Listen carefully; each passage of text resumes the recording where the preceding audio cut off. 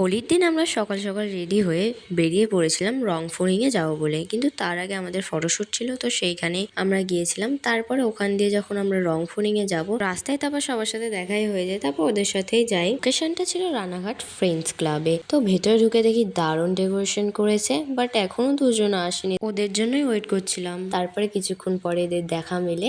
আমরা কিন্তু first time এমন কোনো হোলি প্রোগ্রামে গিয়েছিলাম। এরই মাঝে একটা সুন্দর ডান্স প্রোগ্রামও হয়েছিল, আর ডান্সটা বেশ ভালোই ছিল।